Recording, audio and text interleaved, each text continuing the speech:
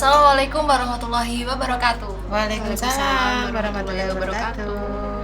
Halo teman-teman, kembali lagi di Skansa Podcast bersama saya Andini dan juga Bu Tatit. Nah, kali ini kita akan ngobrol dan bincang-bincang langsung dengan Kak Arina. Hai Kak Arina. Halo. Oke, kali ini kita bakalan ngobrol tentang beasiswa Assegaf dan Orbit Ainun Habibie, yang dimana Kak Arina ini tidak mendapatkan beasiswa bidik misi. Nah, sebelum itu kita kenalan dulu nih dengan Kak Arina. Nama saya Arina, saya adalah salah satu mahasiswa pendidikan guru sekolah dasar dari Universitas Negeri Yogyakarta. Saya awalnya tidak penerima beasiswa bidik misi, saya masuk UNY melalui jalur mandiri pada tahun 2018. Saat ini saya sudah menempuh semester 8 ya? Iya. Oke, jadi Arina ini adalah alumnus 2018 ya, dari akuntansi 12 AKL 1. Ada yang berbeda dan unik memang dari seorang Arina, di mana dia memang dari siswa SMK, dia sudah anak yang ulet, tangguh, dan banyak pengen tahu. Dan itu ya mungkin kunci sukses Arina, sehingga dia bisa melampaui yang dulu dia tidak mendapatkan bidik misi, sampai sekarang bisa sampai di semester 8. Iya. Oke, Rin, coba ceritakan perjuanganmu saat kamu masuk di UNY dari perjalanan awal sampai dengan sekarang. Oke, silakan Rin. Oke, awalnya kan Bu tadi tahu sendiri ya, kalau saya tidak direstui oleh kedua orang tua saya untuk kuliah. Dari situ saya mendaftarkan di beberapa PTN yang ada di Jawa Timur dan Jawa Tengah serta Jogja itu pakai uang mandiri. Jadi bener-bener uang saku saya sendiri. Bahkan di saat teman-teman saya kelas 12 itu biasanya musim tryout ya. Semuanya tryout ke kampus mana-mana pun, dan saya nggak ikut sama sekali. Awalnya setelah gagal SNM, SBM, PMDKPN, terus PBU UGM 2 kali, itu sakit hati awalnya. Kenapa? Karena teman-teman saya yang di bawah saya itu semuanya lulus di PTN yang mereka impikan. Kenapa kok saya nggak bisa? Karena dari situ saya sadar, selain kita harus pintar, kita harus belajar, kunci yang pertama itu harus kita penuhi dulu, yaitu restu orang tua. Setelah gagal itu, akhirnya saya benar-benar izin kepada ibu saya. Hanya ibu saya saja saat itu yang tahu kalau saya pengen kuliah di UNY. Pamitnya itu main, tapi ternyata tes. Saya melalui jalur mandiri ujian tulis di UNY. Nekat, soalnya tanpa pegangan uang daftar ke UNY, nggak taunya keterima. Awal keterima pun saya nggak bilang ke siapa-siapa karena takut. Gimana ya nanti kedepannya, kan merantau juga butuh biaya yang banyak kan Bu. Sampai akhirnya saya berani bilang, Bapak saya keterima di sini. Respon orang tua yang pertama sedih, kecewa malahan. Kok tetap kuliah? Kan awalnya kan emang harus kerja. Tujuannya ke SMK biar saya tuh langsung kerja, awalnya seperti itu. Terus setelah pertimbangan banyak hal, nenek saya bilang, kalau UKT kamu lebih dari 1 juta nggak usah diambil. Setelah pengumuman saya langsung berangkat ke Jogja sendirian itu. Lihat pengumuman, ternyata UKT saya saat itu dapat 500.000. Tapi kalau sekarang UNY nggak bisa deh. UNY sekarang kalau jalur mandiri minimal itu UKT-nya 2.800.000 golongan terendah. Kalau saat itu enggak. Dapat 500.000, balik lagi ke Ngawi, bilang ke bapak saya dapat 500.000. Loh Nduk, saya nggak punya. Bapak saya bilang, loh Nduk, kok dadak, aku nggak duit gitu kan, saya nggak punya uang. Akhirnya bapak saya jual kambing saat itu, jual kambing laku sekitar 400 bayar UKT kan 500 kan ya.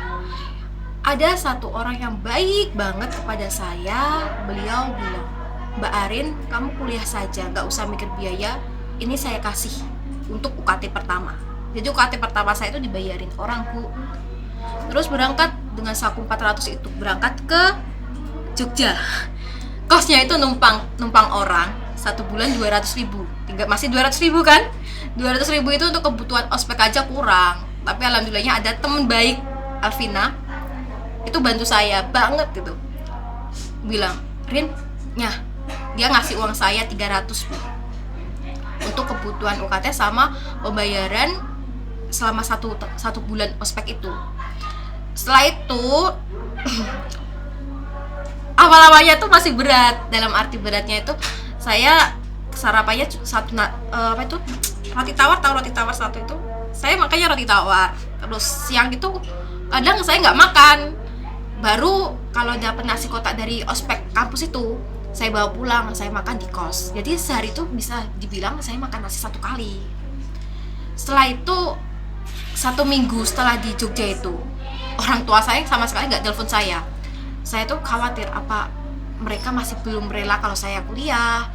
Baru 2 minggu baru nelpon saya, ditanya, uangmu masih? Sebenarnya udah nggak ada, tapi ya bilang masih gitu kan. Terus saya ketemu sama beasiswa Yayasan Assegaf. Saya ketemu Yayasan Assegaf itu dari Najela Shihab. Beliau mengisi sebagai salah satu speaker di seminar yang diadakan oleh kampus.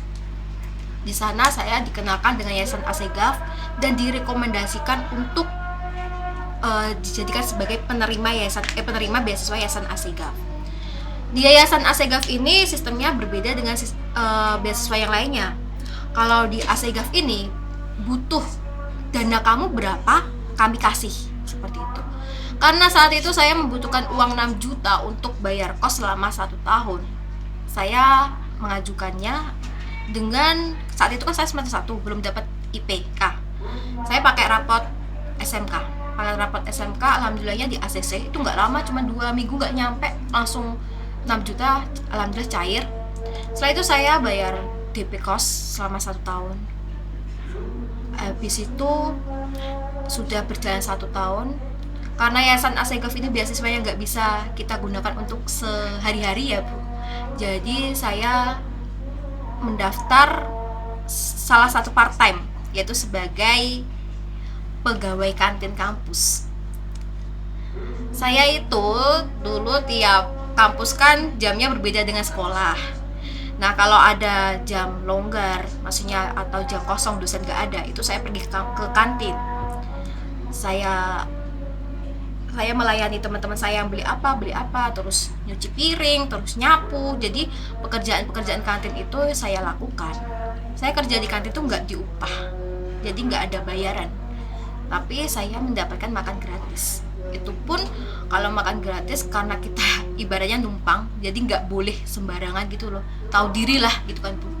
Jadi saya tuh nggak pernah ngambil apa-apa di kantin itu, cuman kalau ibunya sadar ya saya dikasih nasi sama lauk bawa pulang ke kos. Di kos pun kan saya punya teman-teman di asrama, saya kan di asrama. Teman-teman asrama tuh sering ngajak, ayo keluar yuk, nyari makan yuk, ke Burjo yuk, Warmindo yuk gitu kan Bu. Saya tetap ikut, tapi saya bawa bekal sendiri gitu. Terus udah kerja di kantin, tapi lama-kelamaan kok kerja di kantin kok berat ya. Dan ternyata uang saku dari yayasan itu pun, Yayasan Assegaf itu pun ya belum cukup, maksudnya nggak bisa untuk sehari-hari.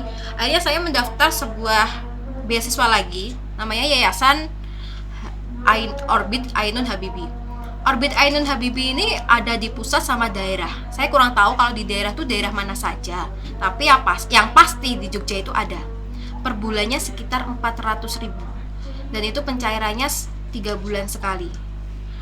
Nah, di Yayasan Orbit Ainun Habibie ini saya mendapatkan banyak pengalaman ya. Di sini tuh kita nggak hanya menerima beasiswa uang itu enggak, tapi dikasih pelatihan itu juga. Terus yayasan ini syaratnya adalah kamu tidak menerima beasiswa dari pemerintah.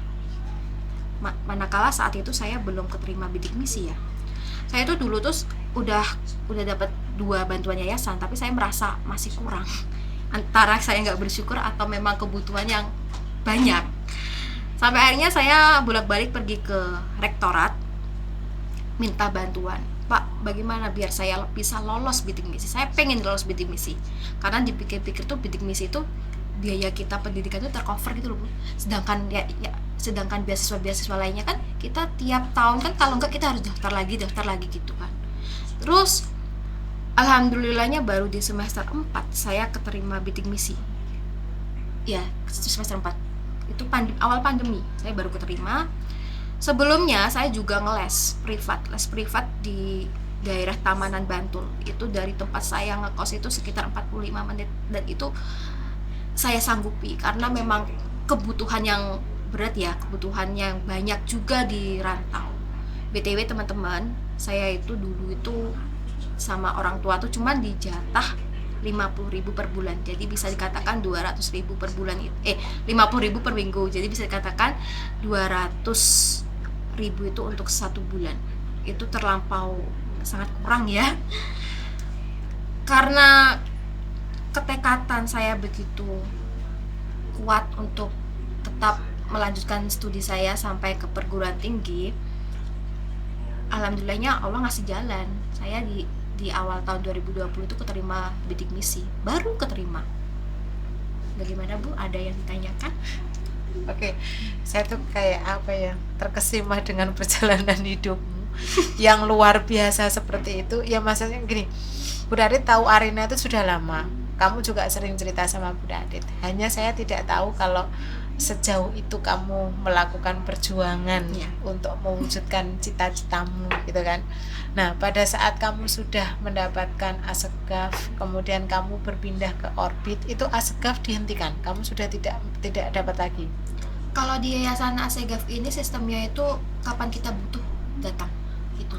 Saya setelah dapat kos 1 tahun 6 juta itu, saya mengajukan lagi yaitu laptop. Saya tuh gak punya laptop saat itu. Di semester 1, 2 kan kalau kita minta bantuan teman yang baru kenal kuliah gak enak. Saya tuh sering Bu, dari kota Yogyakarta sampai ke Jombor. Jombor itu ya sekitar 1 jam kalau naik naik Trans Jogja. Itu ke kosnya salah satu teman saya SMK, namanya Anissa FF itu. Dia kuliah di UTY, saya pinjam laptop dia. Jadi kalau tugas 1 minggu itu tugasnya apa yang membutuhkan laptop, itu saya catat, saya kerjakan langsung dalam 1 hari. Jadi langsung selesai, mengumpulkannya juga tepat waktu seperti itu. Terus udah kos, laptop, terus kos lagi dulu sekitar 4.200.000. Terus akhirnya pandemi saya nggak mengajukan lagi, sampai sekarang belum. Tapi memang kalau Yayasan Assegaf itu tidak ada putusnya selama kamu masih kuliah dan kamu mengajukan untuk kebutuhan kuliah. Iya, tapi untuk berapanya, jumlahnya itu pihak sana yang menentukan. Kadang, saya pernah mengajukan itu untuk, terakhir kan saya kan PK sama KKN. Praktek mengajar saya kan sini sama kayak rumah itu jauh banget kan. Nah, itu saya mengajukan melobi itu kemarin itu 1 juta. Sama KKN sama 6 bulan, tapi sama pihak 1.200.000 kayak itu, sama pihak sana diputuskan 1 juta. Jadi pihak sana yang memutuskan berapa banyaknya gitu. Oke, dengan data yang kamu butuhkan, ya mungkin kamu dapatnya 1 juta itu karena kamu kembali ke rumah gitu ya, mungkin pertimbangan dia, jadi kan makan dan lain sebagainya kamu nggak mikir gitu loh maksudnya, ya kan, sehingga pada saat itu kamu diberikan jatah cukup 1 juta untuk yang KKN gitu kan. Nah, pada saat ini kamu mengajukan itu setiap kamu ada kebutuhan mengajukan, setiap ada kebutuhan pengajuan, dan selama kamu kuliah gitu maksud saya. Ya, tapi kadang saya juga merasa malu lah Bu, masa semua kebutuhan dilimpahkan ke yayasan tersebut kan gak enak juga. Itu saja sih. Dan dia nggak apa-apa saat kamu mendapatkan beasiswa juga dari Orbit. Kalau di Orbit saya sekarang sudah tidak. Dulu di Orbit Assegaf sama Orbit tidak mempermasalahkan selama itu beasiswanya dari pihak swasta. Nah, setelah saya dapat bidik misi itu, di Orbitnya itu disuruh ngasihkan ke temenmu yang sekiranya membutuhkan. Nah, itu saya kasihkan ke salah satu teman saya, anak sekelas juga, Mas saya juga, kuliah di Jogja juga, saya kasihkan ke beliau. Terus tapi kalau di Yayasan Orbit itu tuh 400 per bulan. Nah itu tuh 1 tahun apply gitu loh Bu. Jadi 1 tahun udah selesai, daftar lagi. Nah, jadi sistemnya seperti itu, dan itu kalau saya 400 per bulan tuh udah cukup banyak sih. Tapi ya karena selain kita menerima bantuan dana, di sana juga ada pengembangan soft skill. Nah, pengembangan soft skill tuh kadang tuh jauh banget kali kurang, kan jauh dari tempat saya. Jadi saya tuh kadang naik Trans Jogja, kalaupun tempatnya terpencil nggak terjangkau oleh Trans Jogja itu Gojek, nge-Grab itu kan ongkosnya itu lumayan banyak gitu loh Bu. Jadi saya lepas saja yang orbit itu dan saya milih yang bidik misi. Oke. Untuk yang orbit sendiri itu syaratnya apa? Saat kamu bisa dapat orbit itu ya kan lumayan. Kalau bisa dua-duanya Asgaf dapat, kemudian itu tidak mempermasalahkan gitu loh, selama itu bukan dari pemerintah gitu kan. Syaratnya apa? Syaratnya yang pertama pasti IPK minimal 3. Terus yang kedua itu kan orbit ini ada yang di daerah sama di pusat. Saya kan beasiswa orbitnya di daerah. Itu yang kedua adalah PTN atau PTS yang ada di Jogja saat ini. Terus apa lagi ya? Udah, secara umum hanya itu saja. Dan itu bisa langsung dilimpahkan. Kamu kan tadi bilang tolong diberikan ke temanmu aja saat kamu sudah ndak memakai gitu kan. Nah, kamu saat menginformasikan ke temanmu itu syaratnya harus sama dengan apa yang kamu sampaikan atau ada kriteria tersendiri dan bisa langsung masuk? Oke, tercover. Sebenarnya enggak. Sebenarnya itu ada mekanismenya, ada syarat administrasinya langsung itu loh. Kalau dulu zaman saya itu yang pertama itu saya daftar, masukkan formulir. Setelah itu tes wawancara juga, baru pengumuman. Nah, karena berhubung tahun 2020 itu pandemik dan mungkin pihak sananya, kakaknya juga sudah mengenal saya dengan baik, maka saya diperbolehkan silakan nyari ganti temenmu siapa.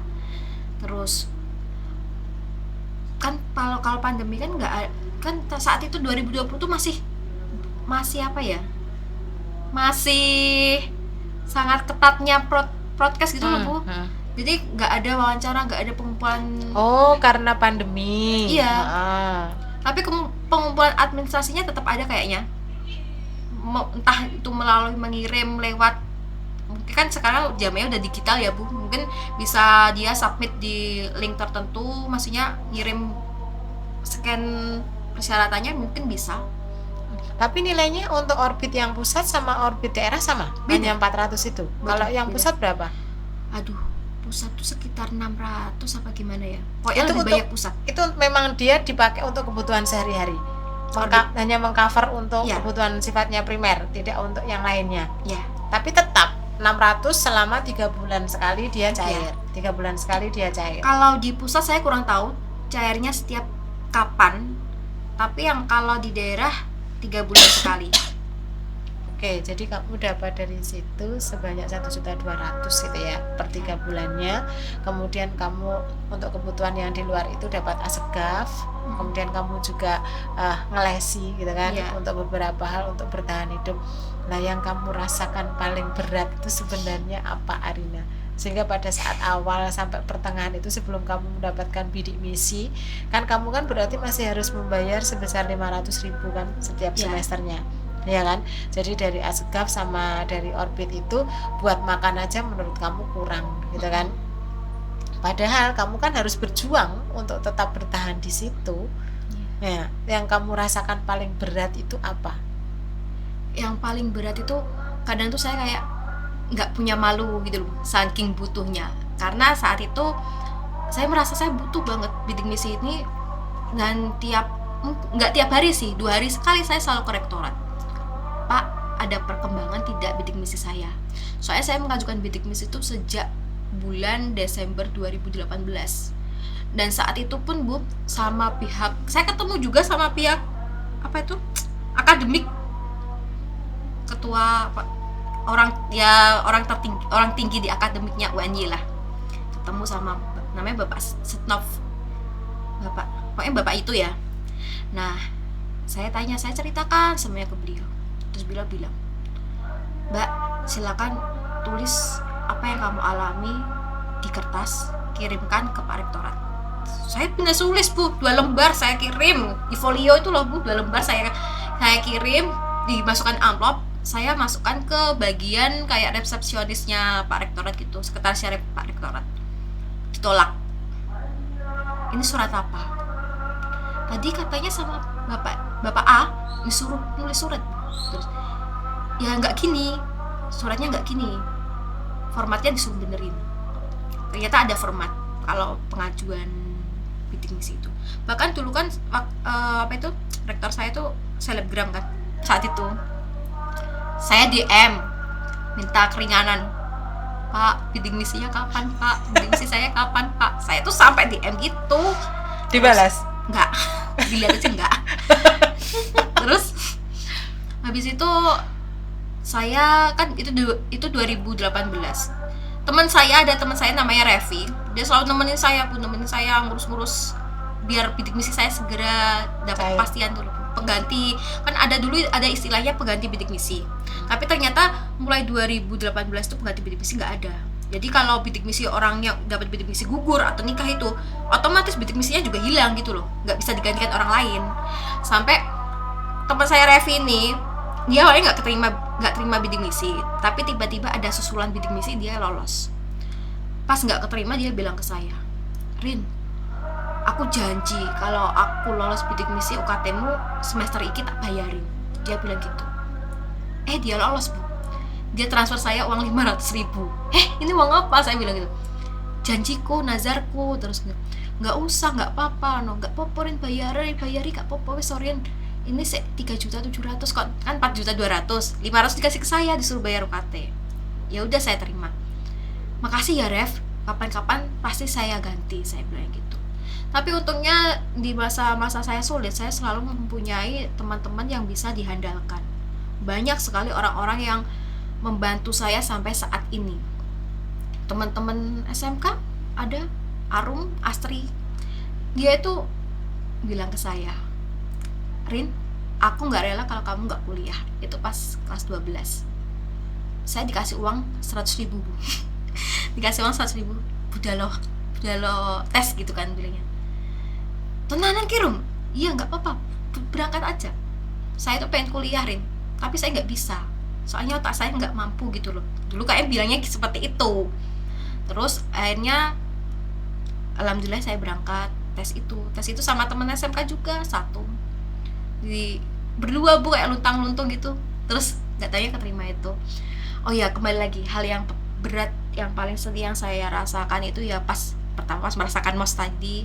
Makan sehari itu makan apa itu. Terus yang kedua waktu ya dulu tuh nge-Grab seharga 7.000, itu menurut saya itu mahal sekali.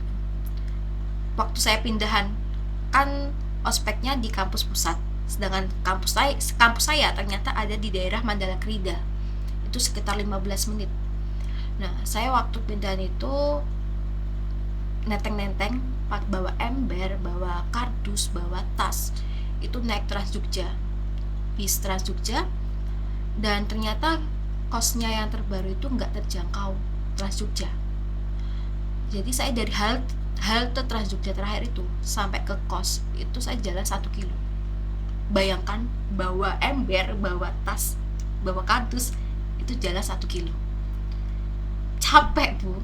Saat itu kan 1 kilo itu saya bolak-balik diam dulu. Mungkin orang-orang lihat, ini Mbak E kenapa sih kok nggak nge-Grab atau apa? Karena bagi saya itu uang 7.000, 8.000 itu untuk nge-Grab itu sangat mahal. Itu bisa buat makan satu kali. Ya mungkin itu cukup itu ya Bu. Banyak yang nggak bisa saya ceritakan karena nanti bisanya banjir lah. Oke, itu part yang salah satu yang membuat kamu berat gitu kan, perjuangan untuk bisa sampai sekian. Tapi kan juga ada motivasi yang kuat sehingga kamu itu bisa sampai sekarang. Nah, motivasi yang paling kuat yang bisa membuat kamu tegar sampai sekarang itu apa? Jujur, awal saya kuliah, kenapa saya kuliah? Saya ingin memutus rantai, nggak mutus rantai juga sih. Saya tuh pengen ngangkat derajat kedua orang tua saya. Di sisi keluarga saya itu nggak ada yang sarjana, sama sekali nggak ada yang sarjana. Keluarga saya itu ada bapak sama ibu kan. Di keluarga yang bapak itu semua anak-anaknya itu sarjana, semua, nggak ada yang nggak sarjana. Dari bapak? Ya, karena memang keluarga mereka berada gitu loh. Sedangkan dari ibu tuh belum ada yang sarjana. Sehingga itu motivasi saya pengen suatu hari nanti kedua orang tua saya itu bisa dihargai di masyarakat. Awalnya saya kuliah itu banyak sekali orang-orang yang bilang, ngapain kamu kuliah, bapak kamu hanya buruh. Banyak. Ini saya nggak mengada-ngada ya, asli. Saya punya teman, beliau anak PNS satu desa, dan ketika saya bermain sama dia di rumah salah satu tetangga saya bilang, kowe ngapa kuliah, Rin? Bapak ibumu kayak luwes tuwek. Nek Mbak A itu teman saya. Nek Mbak A ki kuliah gak apa-apa, bapak ibu PNS, duit jaminan. Lah kamu gimana? Saya digitukan. Banyak sekali tetangga-tetangga yang mencoba untuk menasihati saya, kamu gak usah kuliah gitu. Terus kan waktu itu Ramadan. Ketika Ramadan pun juga tetangga-tetangga deketin saya itu untuk melunturkan niatmu supaya enggak kuliah. Sampai akhirnya saya mencoba, kan saya dulu SBM di Malang tesnya. Saya sampai diam-diam. Jangan sampai ada tetangga yang tahu. Karena tetangga itu ya Allah tahu sendiri kan, memberi semangat, justru kayak memberikan beban bahwa kamu tuh siapa, kamu mau jadi apa gitu. Jadi kamu perlu membuktikan. Ya. Okay. Terus udah kan saya ke Malang, tapi ada aja yang bocor. Padahal di Malang tuh baru tes ya, tapi bilangnya Rina kan lo kuliah di Malang. Padahal ke Malang itu baru tes gitu loh, belum tentu kita keterima. Dan ternyata saya nggak keterima. Pas nggak keterima itu saya diam, saya nggak bilang ke siapa-siapa kecuali ibu saya, soalnya malu. Terus kenapa UNJ saat itu? Kenapa UNJ? Karena di PTN di Jawa Timur kan semuanya pakai uang pangkal, sedangkan yang nggak pakai uang pangkal dulu tuh di UNJ sama UNES, UGM saat itu. Saya milih UNJ karena uang pangkalnya ada 0 itu. Nah, setelah saya ke Jogja, kan tes saya nggak ada yang tahu kecuali ibu saya. Bahkan bapak saya nganterin saya ke terminal, itu taunya saya mau main sama teman saya yang juga AK1 juga. Terus udah berangkat, pulang-pulang lagi, seminggu kemudian lolos pengumuman itu, tetangga saya itu juga ikut apa ya, ikut andil dalam kehidupan saya. Tahu saya mau kuliah ke Jogja itu juga bilang gini, Nanu kalau kuliah di Jogja ya, keterima di Jogja. Ya ampun, masya Allah, julidnya ya Allah, saya tuh ngapain gitu loh Bu. Terus setelah di Jogja kuliah seperti biasa, saya jarang pulang ke rumah saat itu, karena saya tuh masih males ketemu sama tetangga-tetangga yang juli seperti itu. Bahkan ada terima saya dapat beasiswa, ada salah satu tetangga bilang, kuliah kok ngemis. Itu yang paling beasiswa itu emang ngemis ya, saya tuh sampai berpikir. Terus ya nggak semua tetangga saya emang buruk ya, ada beberapa yang mendukung keputusan saya. Dan sekarang alhamdulillahnya ada sedikit kemajuan, dalam arti sedikit kemajuan. Jika dulu saya tidak diperbolehkan sih, nggak didukung untuk kuliah sama tetangga-tetangga saya, sekarang alhamdulillah mereka juga malah Mbak leskan anak saya gitu, kayak nyuruh saya gitu loh Bu. Minta tolong untuk dilesi anaknya. Tapi ada juga yang masih kolot sampai sekarang. Saya malas kalau ketemu sama orang-orang yang kolot gitu Bu, mending udah dia ngalih aja, udah tinggalin aja. Dah, apalagi?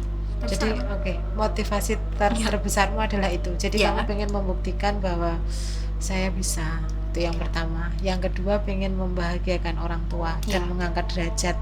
Karena di bapakmu kan secara garis itu adalah sarjana semua, sedangkan ibu enggak. Terus kenapa bapak bisa pada posisi yang sekarang kalau saudaranya sarjana semua, bapak enggak pendidikan terakhir? Sebenarnya itu bapak saya 6 saudara. Keluarga mereka itu ya nggak terpandang juga, tapi ada mampu. Kok semua saudara-saudara bapak itu keluarga berada semua. Nah, Karena bapak saya yang pertama saat itu kan nenek saya itu meninggal sebelum pembagian harta warisan. Oke. Jadi ada perebutan harta warisan gitu loh. Intinya seperti itu. Dan kebetulan Bapak tidak mendapatkan itu. Iya. Oke. Ya enggak perlu berkecil hati ya saat Bapak enggak mendapatkan, tapi sekarang mendapatkan putri yang luar biasa, yang berani fight untuk hidupnya, Ya. ya kan, dengan perjuangan yang luar biasa, yang tidak setiap orang bisa melakukan itu, ya kan. Ya. Dan saya tahu kamu punya kemampuan untuk itu, karena secara akademis kamu juga lumayan bagus, kemudian semangat dan jiwa kamu untuk bangkit. Jadi saya tahunya itu pada saat di kelas, saya lihat kamu itu saat kamu tidak bisa, salah, kamu jatuh, itu bangkit lagi untuk bisa membuktikan bahwa saya Arina, gitu kan. Saya tidak memandang kamu remeh saat itu, justru saya melihat kamu itu sesuatu yang beda, gitu loh. Emang anak ini beda, dan cara mendidik saya ke kamu juga beda dengan teman-temanmu, gitu loh. Karena saya lihat kamu anaknya kalau diberikan langsung loko-loko, maksudnya ini Lorin, itu kamu kayak enggak punya tantangan itu. Tapi kalau hanya sekedar saya cari sendiri, ini kamu justru mempunyai tantangan, dan itu kamu nyantol, gitu loh. Iya. Nah, itu yang masih membekas di otak saya sampai sekarang, gitu kan. Dan ternyata memang benar bahwa seorang Arina itu bisa menunjukkan, bisa membuktikan bahwa bisa bangkit dalam keterpurukan semua segi, berjuang, gitu kan, bagaimana bisa meraih cita-citanya, gitu kan. Walaupun saya tahu awalnya kamu tidak pengen menjadi seorang guru SD, kamu pengennya adalah bagaimana saya linear dengan produk saya yang awal. Saya kan anak akuntansi, pengennya di akuntansi, gitu kan. Tapi perjuangan kamu di situ kan tidak maksudnya tidak diridhoi oleh Allah, karena memang takdirmu bukan di situ. Kalau kita memang bicara takdir seperti itu, Arina, tapi bukan berarti kita meraih takdir itu secara mudah, gitu kan. Kita kan harus berusaha, berdoa untuk mencapai takdir. Kalau memang bukan takdirnya, sekuat apapun kita berjuang, kita tidak akan nyampe di sana, gitu kan. Lah memang takdirmu adalah sebagai seorang guru, ya kan. Guru apa? Guru SD, tapi bukan berarti tanpa tantangan, ya kan. Lah kamu sendiri sekarang saat sudah mencapai semester 8, sudah skripsi, kemudian kamu juga sudah KKL, walaupun KKLmu dalam bentuk pandemi, tapi menurut saya lebih enak karena kamu bisa langsung terjun ke sekolah yang ada ini ya, siswanya SD. Lah terus kamu sekarang sudah menjadi guru, ya kan, walaupun belum 100% ya. Baru 60% lah menurut saya, gitu kan. Nah, itu gimana kamu menyingkapi dengan perbedaan, kan pasti beda anak dulu dengan anak sekarang, walaupun kamu di SD lah katakanlah, tapi kan perubahan itu menurut saya sudah banyak lah. Anak SD itu perkembangannya sudah cukup, kalau secara fisik kan dilihat mereka gede nih, besarnya kan sudah sebesar kita, kadang malah lebih tinggi. Nah itu menurut kamu gimana? Sebelumnya itu saya nggak nyangka sih Bu, sudah sampai semester 8 sekarang. Dan menjadi honorer itu pun sebenarnya bukan keinginan saya. Saya itu inginnya saya itu setelah lulus saya pengen merantau, terus kerja di kantor gitu, pengennya.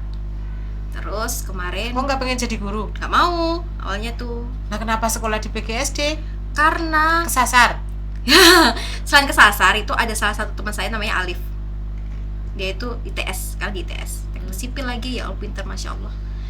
Beliau tuh bilang ke saya pas saya nggak keterima SBM tuh, Rin, coba kamu tahajud, sebutkan kenapa kamu sangat pengen kuliah di jurusan itu, alasanmu apa, itu suruh nyebutin. Saya lakukan amalan itu selama 2 mingguan lebih lah. Saya tuh setiap doa tuh saya pengen, ya Allah saya pengen kuliah di PTN, saya tuh pengen jadi guru, saya pengen mengabdikan diri saya untuk negeri, saya pengen keluar Jawa. Itu dulu impian saya jadi guru tuh seperti itu. Tapi ketika saya udah terjun, udah masuk ke kuliah tersebut, Masya Allah, ternyata jadi guru itu nggak mudah. Dan saya tuh kayak bukan menyesal sih, kayak ya Allah dulu tuh guruku, perlakuanku sama guru saya itu udah baik apa belum ya, kok saya dulu begini ya sama guru. Ingat Bu Tatit, saya tuh kayak menyadari Bu, guru tuh nggak mudah. nyari ilmunya itu juga susah. Selain kamu harus hafal akademiknya, jadi guru itu juga mendidik, pembentukan karakter. Nah, tadi Bu Tati bilang, gimana setelah terjun? Luar biasa, Bu. Anak-anaknya luar biasa hebat. Apalagi perkembangan teknologi, terus tambah pandemi yang beberapa tahun gak tatap muka itu membuat anak itu ya kadang ada keluar dari jalurnya. Seharusnya kan saya kan anak SD loh, anak SD itu kamu juga seharusnya nggak belum sampai waktunya ini, tapi kok anak ini kok sudah tahu ini gitu loh, Bu. Jadi kebebasan bersosial media itu sangat mempengaruhi loh. Terus kenapa saya kok nggak mau jadi guru, kok jadi guru akhirnya? Itu kan tadi kembali lagi, saya pengen kerja kantoran, Bu, setelah lulus saya pengen rantau di Surabaya atau di Jogja gitu. Tapi sama bapak saya bilang, lah kamu lo kuliah keguruan kok gak mau jadi guru? Ya saya bilang gajinya kecil, honorer itu, saya bilangnya gitu kan. Terus dikatain, lah kalau gaji kecil ya jadilah pengusaha, jangan jadi guru.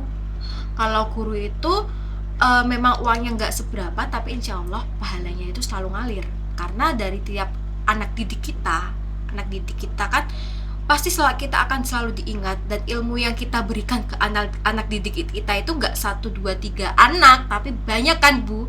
Dan beberapa pun ada yang sukses itu kayak kita tuh, wah kita tuh sebagai apa ya, lenteranya dia, lentera sampai anak itu sampai ke situ. Jadi pahala kita insya Allah semakin muter terus. Amin ya, Bu. Ya, memang iya. Jadi amal jariah kita. Jadi gini, Rin, pada saat kita menjadi seorang guru, kalau berharap, entah guru, entah dosen, kalau berharap mendapatkan uang itu tidak akan mendapatkan uang. Yang kita dapatkan itu sebenarnya adalah lebih kepada nilai kepuasan. Dimana saat kita melihat siswa kita itu sukses, siswa kita itu mempunyai semangat, itu di sini tuh luar biasa, sangat luar biasa. Itu yang diperoleh oleh seorang guru. Kalau menginginkan uang tidak akan bisa. Kaya menjadi seorang guru itu tidak bisa, kecuali guru sama pengusaha. Nah, dan bisanya itu adalah pada saat kita melihat rasa kepuasan itu, di situ tuh menjadi apa ya, yang selama ini seolah-olah kita itu punya mimpi. Nah, mimpi itu ada di siswa itu. Ya. Kan ada yang jadi ini, jadi ini. Itu kan seolah-olah mimpi kita yang selama ini belum terwujud gitu loh, Rin. Iya kan? Ya. Nah, setelah ada yang bisa mewujudkan murid itu, kita tuh seperti bahwa oh itu mimpi kita loh, bisa saya titipkan ke murid. Sebenarnya guru tuh hanya di situ. Dan pada saat ada siswa pintar, kita memotivasi dia tidak mau berusaha, sedihnya adalah sesedih-sedihnya gitu loh. Di sini itu adalah merasa sebagai orang yang gagal. Karena apa? Anak ini punya potensi, anak ini bisa disupport, tapi tidak mau berusaha untuk maksimal, tidak ada motivasi mungkin. Nah, kan orang-orang bisa sukses itu kan tidak apa ya, tidak serta-merta, kecuali kalau memang dia lahir dari orang yang sudah bermodal besar gitu loh. Jadi dia itu hanya tinggal melanjutkan. Selain itu dia jatuh, dia bangkit tanpa susah, karena uang sudah disupport, semua sudah. Kan beda dengan posisi kita gitu loh, iya kan? Nah, pada saat kita itu bagaimana mencapai kehidupan yang kita inginkan, bagaimana kita itu menempatkan diri, itu adalah effort dari kita sendiri sebenarnya. Pada saat kita mau berjuang, insya Allah tidak akan diam, walaupun untuk meraih itu juga tidak gampang. Ya toh, liku-liku jalannya juga luar biasa. Hanya saat kita berdoa, kemudian kita itu selalu bersyukur, insya Allah lingkungan itu juga akan membantu kita. Alam tidak akan diam. Kalau saya bilang alam tidak akan diam, walaupun memberikannya itu tidak seperti yang kita inginkan, tapi sekedar yang kita butuhkan aja. Kalau saya lihat perjuangan kamu itu kan sebenarnya Allah sudah memberi dari tangan-tangan orang, hanya sekedar yang kamu butuhkan, tidak yang kamu inginkan gitu loh. Karena apa, Rin? Yang kita inginkan itu adalah mimpi kita. Yang mewujudkan siapa? Ya diri kita. Tidak bisa mimpi itu diwujudkan oleh orang lain. sebenarnya itu hanya istimewanya guru itu nitip mimpi, tapi kan bukan untuk kita, tapi kan untuk dia gitu. Dan itu luar biasa. Ya awalnya saya juga orang-orang dulu mikir kenapa PGSD, kenapa nggak yang lainnya ya. Dulu mikirnya ngajar SD enak nih, tepuk tangan, berhitung, membaca. Awalnya bilangnya itu. Ternyata ketika kita masuk, ya Allah, mendidik anak SD tuh susahnya minta ampun. Tadi Bu Tati bilang kan, gimana perkembangan karakter anak sekarang. Kalau menurut saya ya, sangat mengalami merosot banget. Kalau dulu orang tua tuh selalu diajeni, tahu kan, diajeni, dihargai. Tapi sekarang nggak semua orang bisa mengajeni, nggak semua orang bisa menghormati orang tua. Kadang ada yang merasa saya memiliki power, saya memiliki kekuatan. Ya tergantung kembali lagi ke kita sebagai guru menyikapinya bagaimana. Tapi mungkin untuk adik-adik semuanya, kalau bisa yang sekarang masih sekolah ya, hormatilah gurumu wes. Dah, hormati gurumu bilang apa, selama itu menuju ke arah kebaikan, itu pasti baik, itu pasti benar. Karena masa-masa kadang ya Bu, saya tuh rindu sekolah ya Bu. Saya tuh pengen sekolah lagi. Dan sekolah lagi itu bukan kuliah loh ya, sekolah masuk ke putih abu-abu lagi. Karena di masa-masa terakhir putih abu-abu itu paling apa ya? Paling berkesan sekali.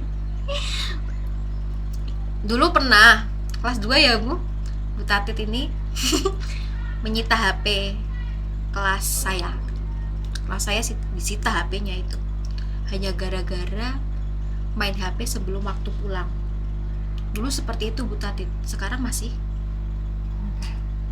Enggak, karena kan HP dipakai pembelajaran. Iya.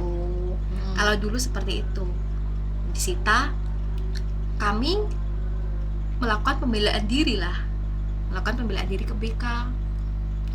Tapi nggak tahu, terus tiba-tiba Bu Tatit datang ke kelas. Bro, HP kalian, saya nggak mau ngajar lagi di kelas kalian. Bener, 1 bulan Bu Tatit nggak masuk kelas saya. Itu benar. Dulu seketat itu guru. Makanya saya bilang banyak karakter yang merosot itu di situ. Kalau guru galak, ketat, itu dibilangnya kok gitu sama anak orang. Dia kok jadi guru itu harusnya dihukum dan ditiru, tapi kok gitu, bilangnya gitu. Tapi anak sekarang kalau kita nggak galak, dia akan semena-mena sama kita. Itu pengalaman saya selama ngajar hampir 6 bulan. Kan saya magangnya juga di sini kan. 6 bulan tuh juga gitu Bu. Awalnya saya tuh friendly, saya tuh pengen jadi guru tuh yang bersahabat ya. Maksudnya tuh nggak usah marah-marah lah. Awalnya gitu. Akhirnya anaknya enak, dia ajak ngapain aja enak gitu kan. Lah kok lama-kelamaan semakin kesini dia semena-mena. Akhirnya saya berubah jadi yang friendly, menjadi yang otoritatif banget. Saya ketat banget sekarang. Saya jadi guru tuh saya ya nggak galak. Saya tuh galak kesini nggak ya Bu? Nggak galak. Kan saya nggak tahu metodemu mengajar bagaimana, kamu kebiasaan di sekolah bagaimana, kan saya nggak tahu. Saya tahunya kan Arina sebagai seorang murid. Saya nggak galak kok kalau ngajar, cuman tegas ya. Saya tuh saya tuh mendidik dengan apa yang pernah saya lihat. Misalnya Bu Tatit oh sama siswa gini ya saya ambil yang baiknya. Kalau yang buruk kayak marah-marah itu enggak saya ambil. Marah kan bukan berarti tanpa sebab kan, Rin? Iya, tapi kan nggak baik untuk kesehatan. Saya kalau sering marah-marah tuh asam lambung saya naik. Makanya nggak pernah marah. Tapi kan saya nggak pernah punya asam lambung nih. Ya kan itu Bu Tatit. Kalau Bu Tatit mungkin migrain ya. Enggak juga, saya sehat walafiat. Nah kalau marah-marah apa yang naik? Nggak ada yang naik. Nggak ada. Karena habis marah kan di kelas, habis itu di luar kan saya nggak marah. Kan selalu senyum. Siapapun yang nyapa saya kan iya gitu kan. Kan saya nggak marah terus. Kan begitu. Kan marahnya pada saat itu aja. Baru selesai kan selesai. Enggak, Oh enggak. Nah kalau selesai ya ngapain 1 bulan nggak masuk kelas saya? Ya harusnya minggu depannya pembelajaran berikutnya tetap masuk lah, itu jenengan buatan loh Bu. Nah, kan gini, dalam proses pembelajaran itu ada yang namanya shock terapi. Oh ya. Nah, itu penting. Kenapa? Saat kita sudah memberikan pengertian 1, 2, 3, kemudian mereka masih melanggar, kan berarti gak iso dikasih tahu secara lisan. Ya. Nah, bagaimana caranya? Shock terapi. Ya. Saat sudah diberi shock terapi seperti itu kan tidak akan diulangi. Pasti kan akan saling mengingatkan, jangan, engkau timbang ini, kan begitu kan? Ya. Nah, itu adalah metode shock terapi yang Oke. paling tepat. Oke. Karena apa? Saat tidak ada shock terapi, kita tidak bisa mengendalikan apapun, Rin. Termasuk di sini. Kenapa saya bisa mengendalikan 1391 tanpa saya teriak? Cukup lihat saya jalan. Itu adalah yang awalnya saya memberikan shock terapi kepada kakak-kakaknya, saya kan tidak perlu mengatakan kepada yang di bawah, karena dia akan dapat cerita dari kakaknya yang di atas. Jangan bermasalah dengan Bu Radit, jangan bermasalah dengan Pak Yudi, gitu kan, kalau tidak pengen hidupmu sengsara, gitu kan. Nah, di situ kan saya nggak perlu apa-apa. Ya. Anak lihat saya tuh sudah disiplin, sudah tahu kalau dia salah, kenapa dia ada sesuatu yang berbeda, lihat saya pasti, maaf Bu, saya nggak pakai ini, maaf Bu, kan lebih saya hargai seperti itu, ya kan? Karena apa? Ada proses pembelajaran yang tanpa kamu sadari bahwa saya memberikan itu, kamu nanti akan menceritakan kepada adik-adikmu, gitu loh. Nah, itu adalah kelebihan saya, gitu kan. Dan itu tidak gampang, Rin, karena saya mendapatkan itu tuh setelah saya 20 tahun menjadi guru, gitu kan. Oh. Kalau saat awal kamu langsung bisa seperti itu, enggak, karena itu semuanya melalui suatu proses. Dan semuanya ada tahapan. Kita tidak bisa selalu friendly dengan mereka. Ya. Saya dengan OSIS, misalkan dengan Andini, saya di dalam OSIS, di luar OSIS, dan dia pasti saya beda, sangat berbeda. Saat saya berhadapan di dalam kelas, itu saya harus memposisikan saya sebagai seorang guru, supaya apa? Saya tuh mengajar dan bisa mengendalikan mereka. Tapi saat saya di luar, saya sebagai teman. Tapi kan ada batasan. Ya. Jadi saat saya di dalam, jangan kamu menganggap saya sebagai teman. Tapi saat di luar, oke, kita sebagai teman. Bahkan saya sebagai seorang ibu, gitu loh, dimana dia bisa curhat, dimana dia bisa mengatakan sesuatu tentang masalahnya. Mungkin saya tidak bisa membantu secara keuangan, tapi saya bisa membantu untuk mensupport, kemudian memberikan alternatif. Nah, itu yang menjadi pegangan, gitu loh.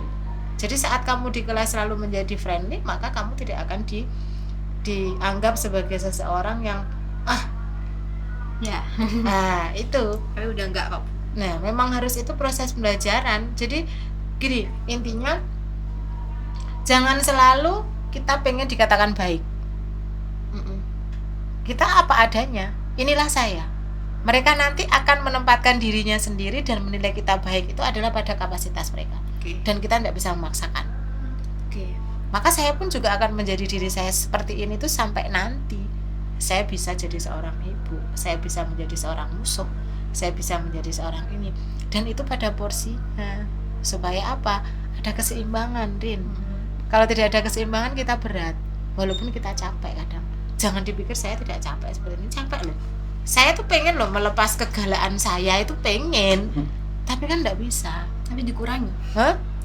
Berkurang. Enggak juga sih, ada porsinya menurut saya. Saya harus marah, maka saya akan marah. Saat saya harus sabar, saya harus sabar. Karena melihat situasi dan kondisi, menempatkan diri. Nah, marah saya tidak berkurang, saya tetap bisa marah. Dengan OSIS pun saya lebih keras. Ya.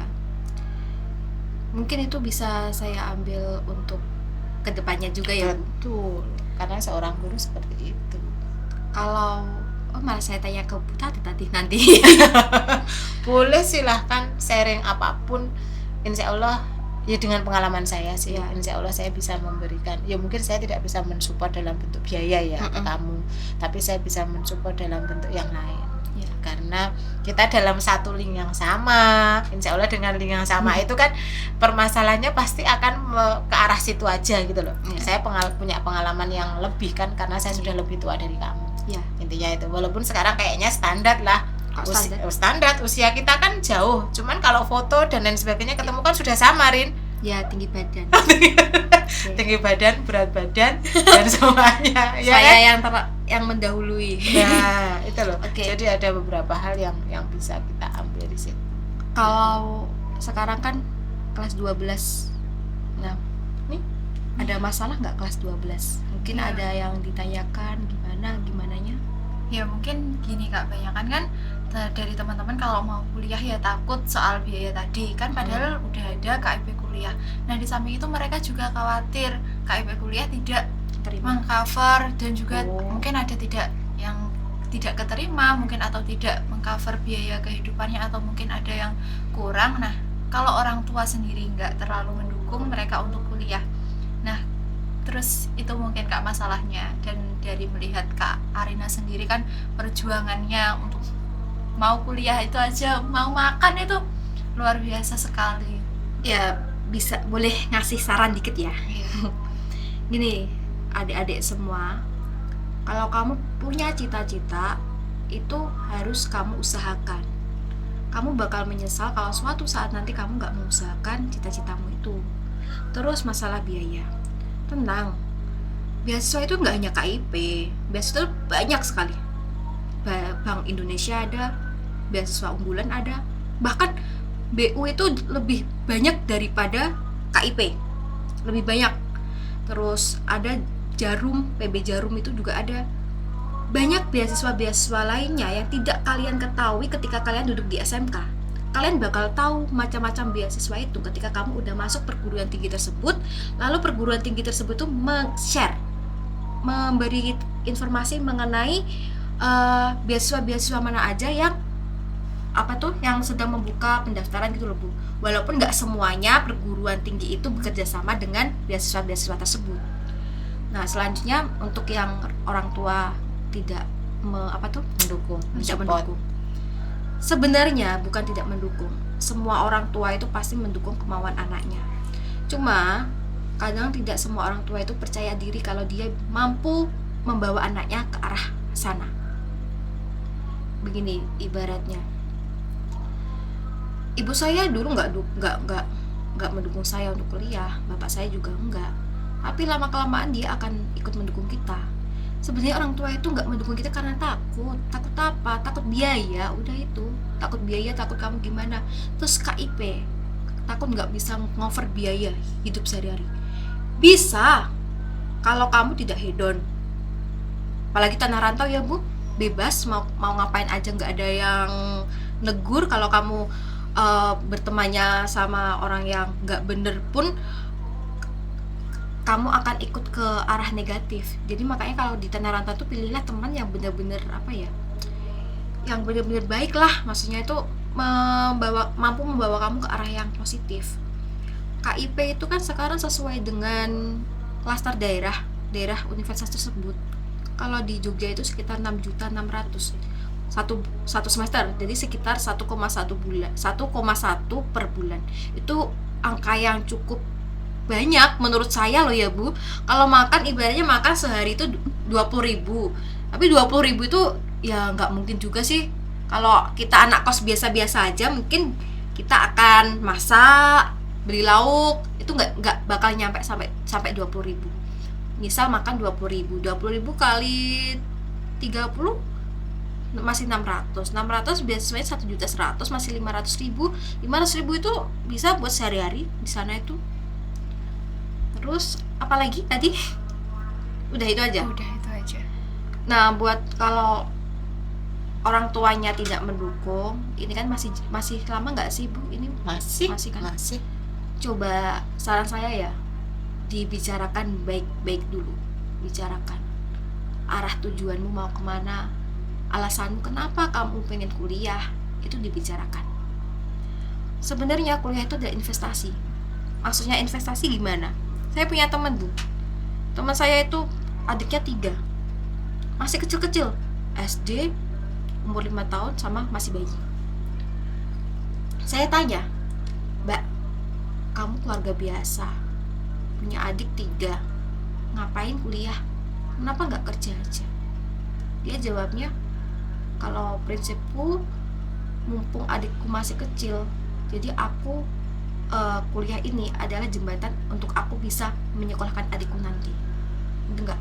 Kalau kamu kerja, mungkin kerja di pabrik ya, atau kerja di manapun, itu sewaktu-waktu kontraknya bisa habis. Biasanya kan di pabrik kan 2 tahun atau 4 tahun habis. Terus kita perempuan ya, biasanya perempuan terus habis kerja terus nikah gitu kan. Kalau kuliah kan paling enggak kita punya waktu untuk kesananya itu apa ya, lebih lama gitu loh. Sebelum menikah. Ya, lebih lama. Saya mau 4 tahun, belum nanti kita harus kerja kerja dulu gitu loh. Nah, jadi kan mengesampingkan hal yang seperti itu. Jadi Iya. tiba-tiba menikah, kan saat sudah menikah sudah tidak memikirkan Iya. yang lain gitu kan maksudnya. Oke. Jadi memang benar. Memang rata-rata itu siswa SMK 1 tuh ketakutan di situ. Bahwa dia tuh harapannya adalah setelah keluar bekerja. Bukan buruk, bukan. Tapi kadang mereka tidak berpikir bahwa selagi ada kesempatan untuk kuliah, kemudian pemerintah mensupport, ya namanya bantuan kan ya tidak mungkin full cover kan, Ya. Rin. Kita juga harus berjuang, Berusaha. kita juga harus, tidak mungkin semuanya. Kalau hanya bergantung sama itu ya nggak cukup lah, kurang. Hanya kan kita yang harus bisa mengatur dengan uang seperti itu pola hidup saya bagaimana kan Ya. gitu, iya kan? Ya. Kalau masalah makan kita turuti, kita tidak akan pernah kenyang. Iya kan? Tapi bagaimana kita mengatur semuanya itu cukup, satu. Yang kedua tidak sakit, yang ketiga bermanfaat. Oke. Kita kan kembali ke agama. Agama aja juga mengatur kita seperti itu. Kalau tidak cukup puasa Senin Kamis, ya kenapa tidak Daud? Dan saya yakin itu pahalanya justru berlapis-lapis gitu loh. Kita cukup, agama kita bagus, dan benteng pada diri kita sendiri kan juga lebih kuat. Dalam arti kamu bicara tentang hedon misal, saat kita puasa mau hedon sama siapa?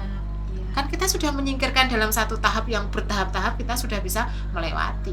Kita kuliah, sholat, kemudian kita mempersiapkan di rumah dengan ini tugas dan lain sebagainya, nggak terasa kita harus buka puasa. Kan sudah ngirit, makanya sekali untuk buka puasa. Ya kan?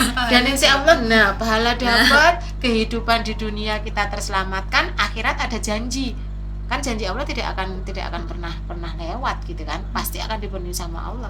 Nah kan berkahnya di situ. Nah kalau kita langsung bekerja kemudian kita mendapatkan gaji banyak, ya hanya untuk itu. Setelah kita bekerja kita tidak punya apa-apa, dan keahlian kita ya hanya di pabrik itu selesai tidak bisa kita jalankan gitu loh, iya kan? Tapi kalau kuliah kita menambahkan ilmu, kita juga punya pengalaman, dan kita juga bergaul dengan banyak orang. Dengan bergaul banyak orang kan kita menambah link kan. Nah, link itu dibutuhkan dalam setiap perjalanan gitu kan.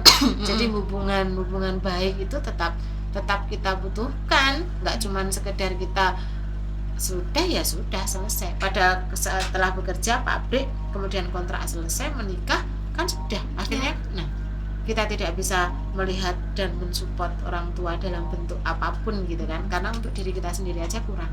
Bagaimana kita bisa membantu orang tua gitu kan, akhirnya seperti itu. Tapi bukan berarti kuliah kemudian mendapatkan pekerjaan kemudian sejahtera, juga bukan. Tapi kan menentukan lingkungan kita yang berbeda gitu loh, Rin. Iya kan? Termasuk nanti bagaimana kita mengarahkan anak juga akan berbeda. Saya pola pikirnya sudah enggak di situ. Soalnya saya ngalami sendiri loh, Bu. Ketika ketika SMK lulus dengan link ketika saya udah kuliah itu, ya Allah, kalau dulu ketemunya sama orang-orang biasa aja ya, tapi ketika lingkungan saya ketika kuliah itu lingkungannya mendukung banget, dan itu Masya Allah itu ketemunya orang-orang yang hebat-hebat sekali gitu loh, dan itu membuat kita itu ikut apa ya, inspirasi, inspirasi. Selain inspirasi kita juga terciprat apa ya, Bu? Ya nggak link juga ya, Bu, kayak bukan orang dalam, bukan maksudnya bukan orang dalam gitu, enggak. Cuman kita kalau butuh apa-apa itu akhirnya ada orang yang membantu. Ya. membantu itu memang tidak harus dalam bentuk material Ya. ya, tapi kan dalam bentuk yang non material itu aja kan sudah cukup gitu loh bagi kita. Makanya saya bilang bahwa apa yang kita raih, apa yang kita perjuangkan, disitulah tempat kita. Sebenarnya kan itu. Pada saat kita tidak mau berjuang, maka ya kita akan tetap di situ. Kita tidak akan mengalami perubahan, gitu kan? Kan sebenarnya seperti itu. Dan itu kan sudah kamu alami sendiri. Nah, sekarang yang mau saya tanyakan, kamu saat di SMK 1 ya, ilmu apa sih yang bisa kamu pegang sampai dengan sekarang sebagai seorang murid ataupun enggak?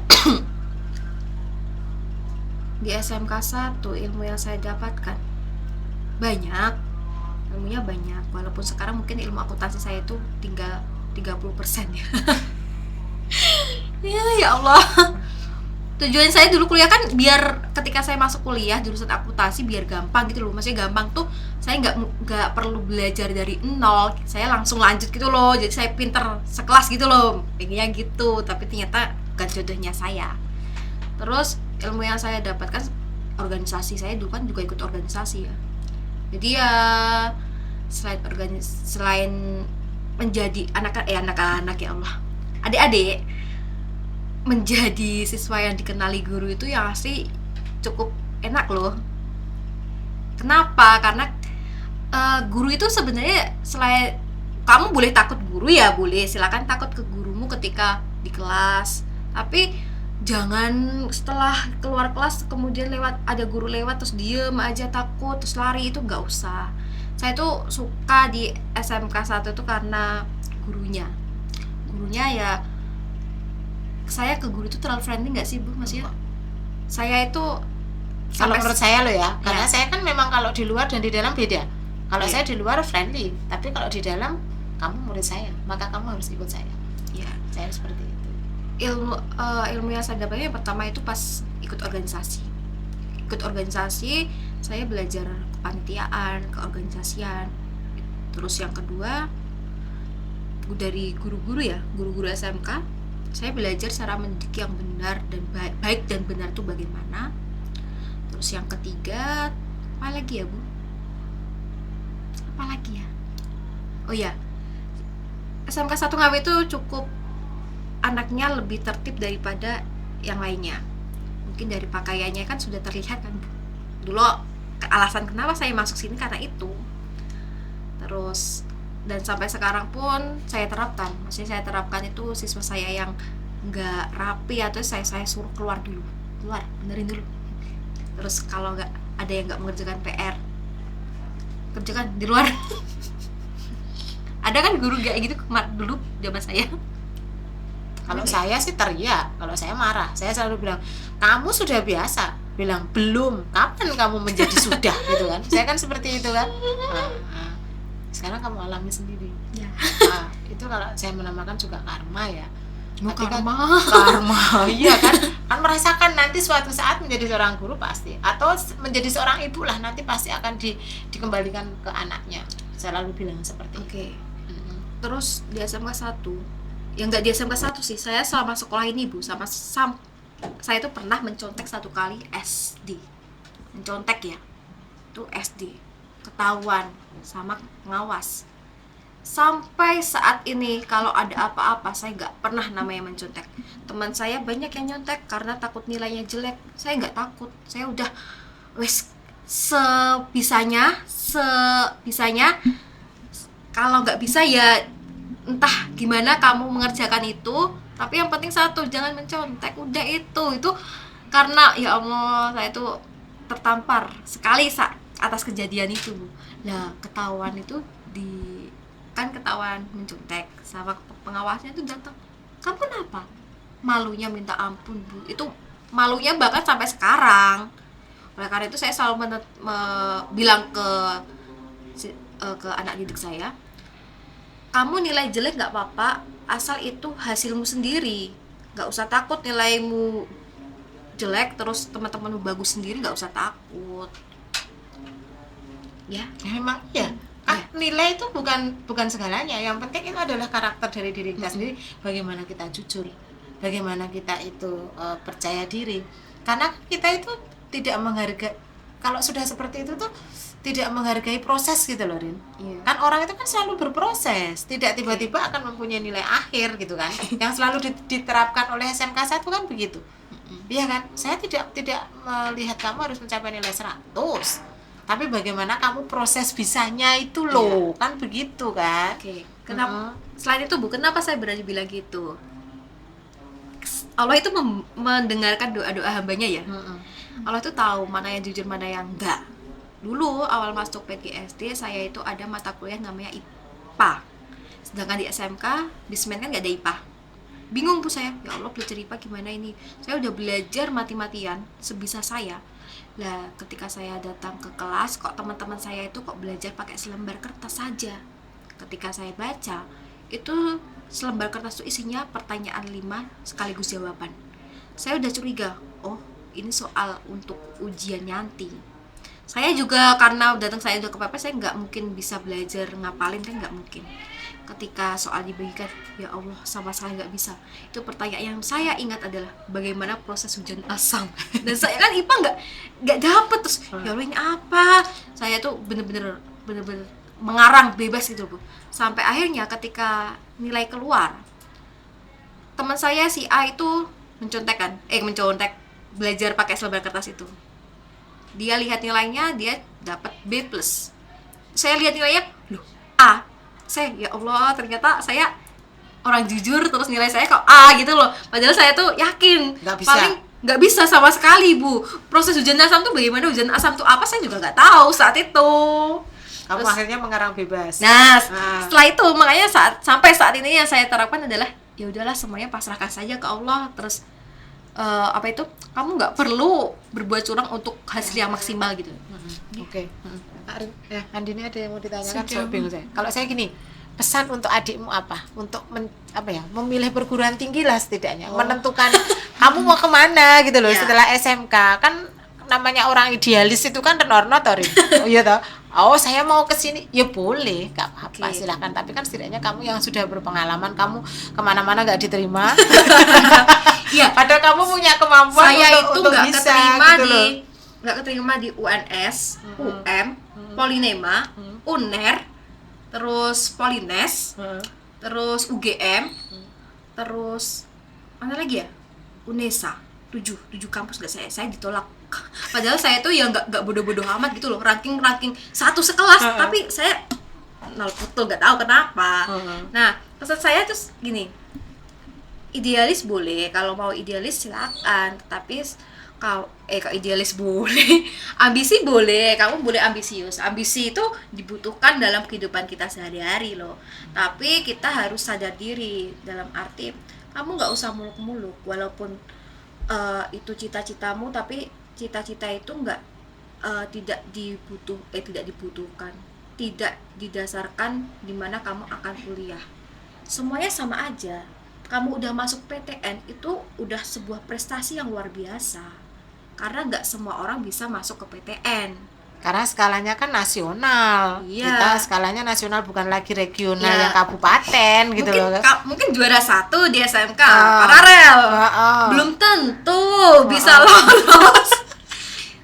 Bukan maksud saya bilang gini untuk mengecilkan hati kalian, tidak. Cuman ini belajar dari pengalaman saya. Saya itu juara loh ya, juara. Rapor saya tuh bagus banget, bagus. Tapi ya nggak lolos. Iya.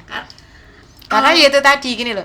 Sebenarnya kita tuh sudah diberi kesempatan gitu kan sama Allah. Pada saat kita itu ada hasil, itu kan diberi kesempatan kan. Kesempatan itu kan banyak. Lah tinggal kita mengambilnya bagaimana gitu kan, Rin. Seandainya pada saat itu kamu itu tahu bahwa tidak perlu muluk-muluk, kamu cukup ambilnya menyesuaikan SNMPTN, misalkan kamu kan takdirnya di PGSD, saat itu kamu ngambil PGSD UNY pertama, kamu sudah lolos, tidak perlu kamu berjuang, karena kamu kan punya mimpi, saya harus ini. Nah itu kan yang jadi pembelajaran gitu kan, yang harus ini perlu kamu sampaikan ke adikmu. Ini saya juga benar cerita ya Bu. Satu teman saya, dia anak semada loh Bu, tapi dia tuh ambisinya Masya Allah tinggi banget. Dia tuh daftar UGM 3 kali, nggak lolos. Itu jalur semuanya, SNM, SBM, Mandiri, UTUL itu nggak lolos. Mandirinya itu dia selain daftar di UGM, dia juga nyabang-nyabang. Pokoknya dia tuh kalau nggak UGM, Undip, UI, udah itu.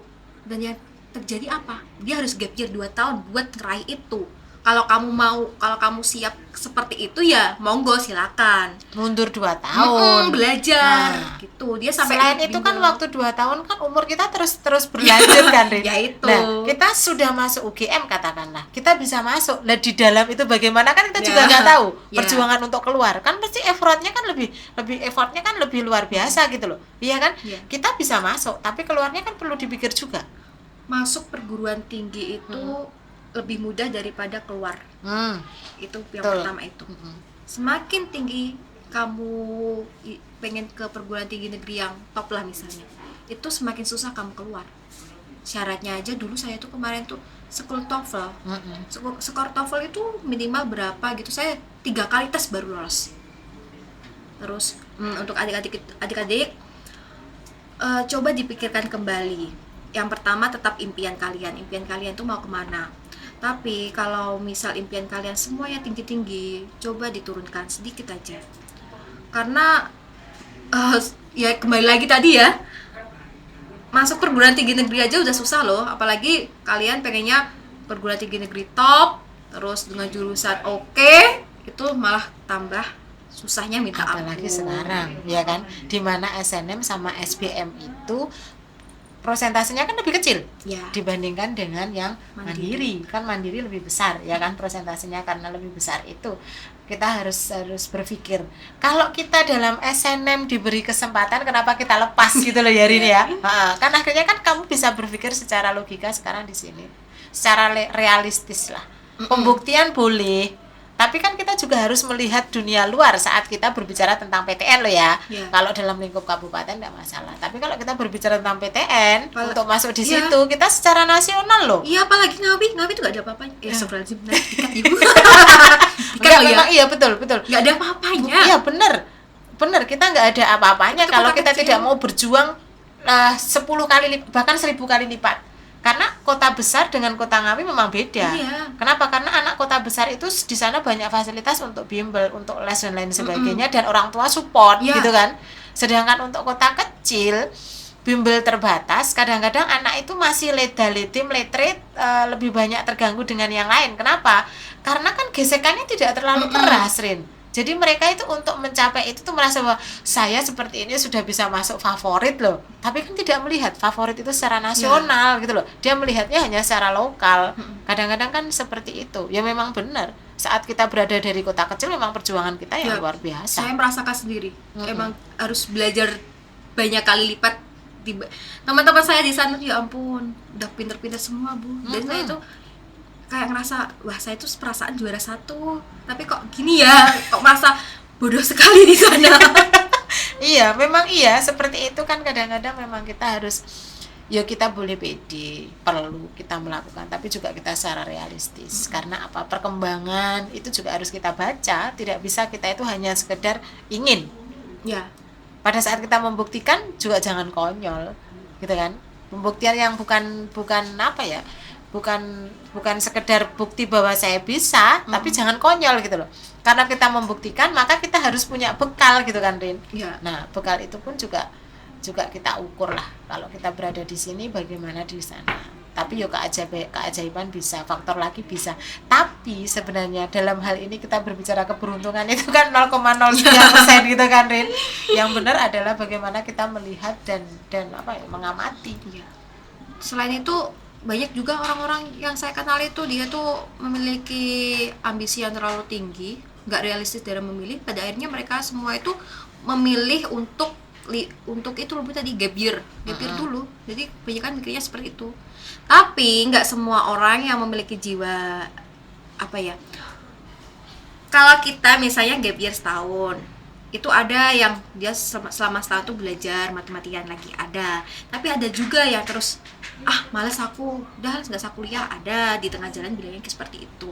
Jadi saran saya untuk adik-adik kelas semuanya, lebih baik pikirkan lagi jurusan sama universitas yang ingin kalian capai. Karena menurut saya semua PTN tuh bagus kok. PTN tuh bagus, syukur-syukur kamu udah masuk PTN itu sudah prestasi luar biasa. Dan untuk yang takut beasiswa, tenang, beasiswa tuh banyak sekali. Bahkan swasta kan juga ada beasiswa banyak kan ya, bidik misi itu juga udah di swasta juga ada. Udah Bu, terus ada lagi. Sudah oke. Oke, terima kasih Kak Arina atas pengalaman dan motivasi yang telah diberikan kepada kita semuanya. Semoga bisa bermanfaat dan memberikan pengetahuan buat teman-teman semuanya. Sekali lagi kami ucapkan terima kasih kepada Bu Tati dan juga Kak Arina. Kami pamit undur diri. Wassalamualaikum warahmatullahi wabarakatuh. Waalaikumsalam Warahmatullahi wabarakatuh.